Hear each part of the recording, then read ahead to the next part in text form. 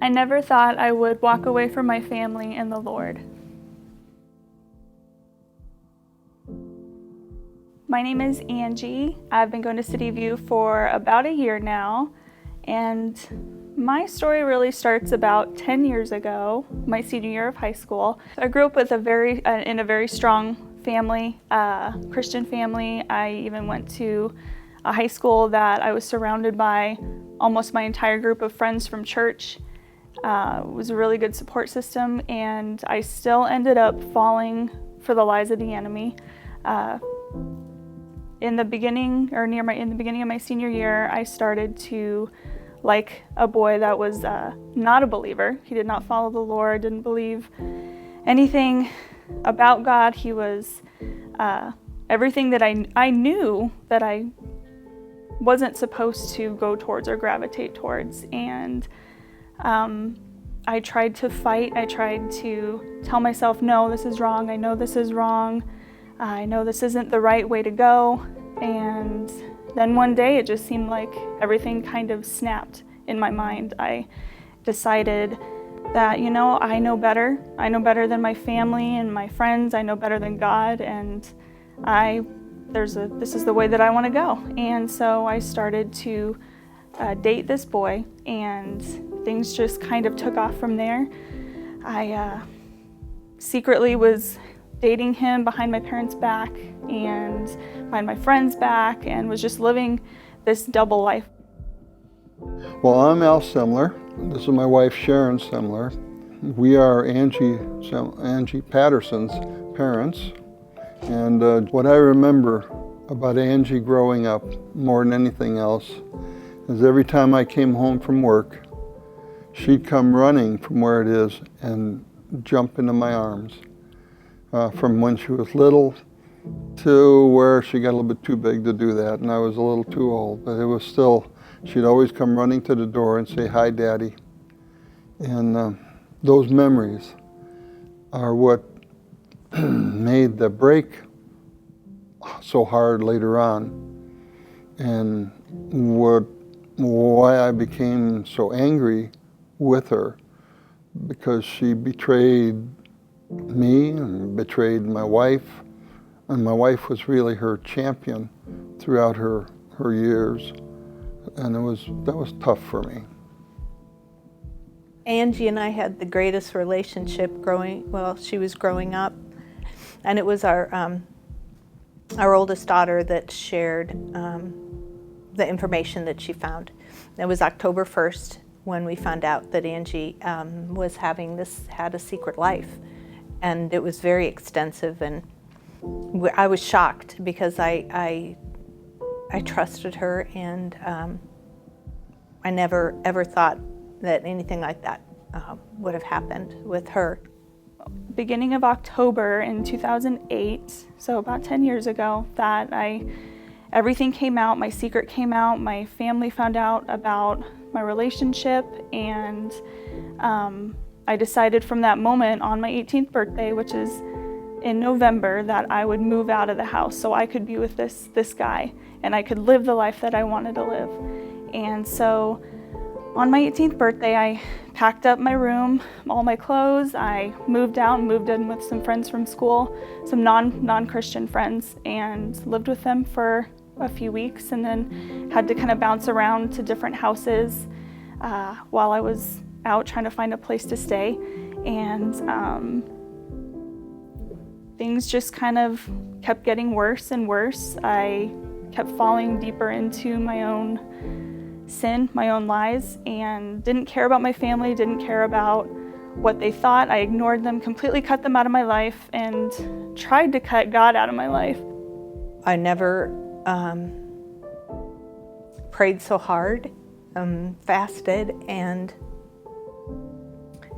pressed into the Lord like I did during those dark days.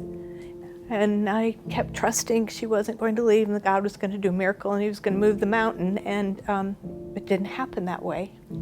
And I felt like a failure. So it was a couple months that I was living out of the house, dating this boy, and I had my friends tried intervening. They tried doing interventions, literally sitting me down and trying to talk some sense into me. And I just wouldn't listen. I would space out. I would almost kind of go into this trance in my mind and just be like, no, I'm going to ignore them. I'm going to ignore everyone else. So I can't hear God speaking to me and trying to drown that out. And I did it pretty successfully for a little while. And then ended up happening. We didn't end up working out. And I was so upset, not really at the end of the relationship, but more so that, great, now I'm gonna have to go back home. At first I was like, my parents are gonna say, see, I told you so. It's never gonna work out. This was not what the Lord hadn't planned for you. You walked away. And I was afraid to go back home at first when everything kind of came down. And it was actually a friend of the family that took me out to coffee one day. She just wanted to sit down and kind of see where I was at and just to share love and to talk. And I was a little hesitant about going at first, but I went and met with her. We talked and she was just very loving, very open, and just shared about what life was like for me at the time. And she actually had brought me a devotional, the Jesus Calling devotional. And the devotion that that was for that day completely just spoke to my heart.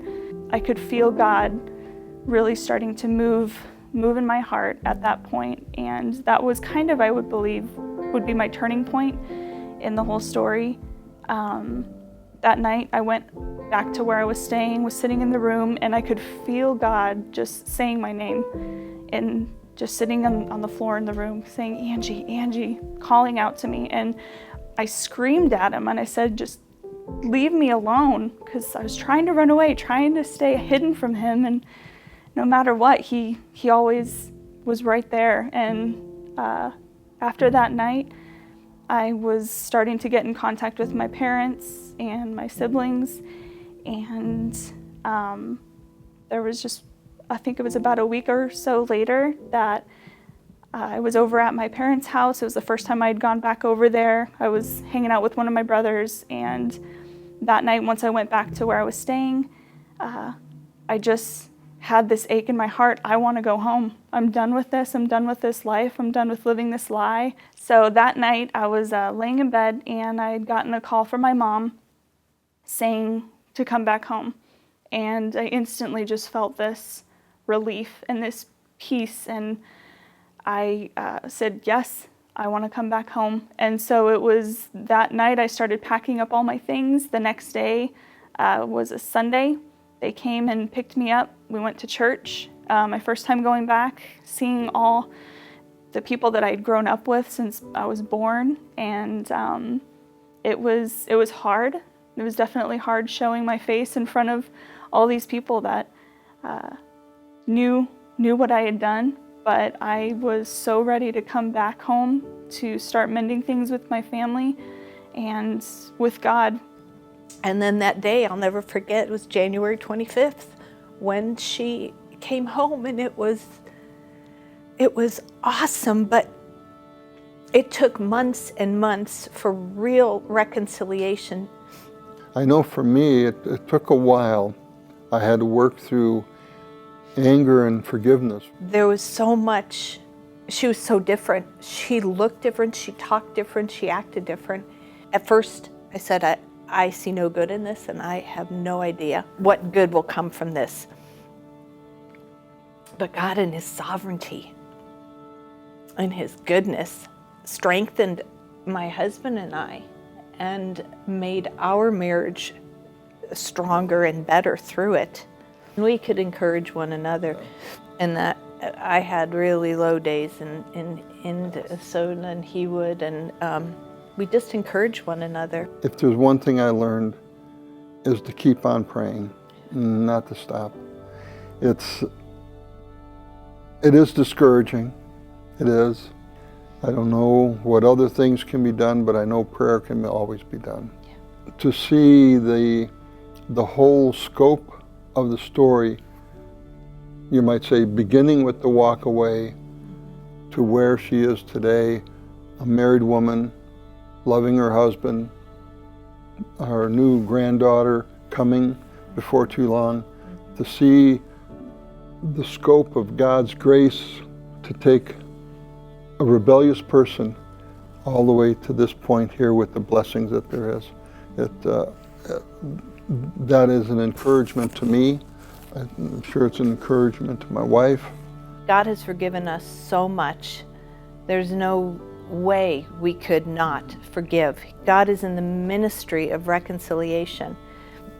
I wouldn't have made it through. We wouldn't have without the strength of the Lord. And my devotionals, I can look back now and 10 years ago, and I see where I was writing, God save my baby, and now I can, I see his hand, and it seems like a whole other person ago, and we just have the best relationship. She's one of my best friends, and he so did move the mountains. He really did. God really grabbed a hold of me when I did not have the desire to go back to him at the time. And he truly never leaves you, even when you are at your ugliest. And he really does make beautiful things out of the dust. He takes these awful situations, even when we are the ones that make them awful, and he can still use them for his good. If there's anybody that is going through a similar situation or is contemplating going through and you feel like there's no hope, there is always another way out. God always gives us another way out, and no matter how far you go and how far you walk away from the Lord, when he's got you, whether you want to run away or not. I never thought I would walk away from the Lord, but God is so much bigger than all of my failures, and I am so glad that he brought me back home.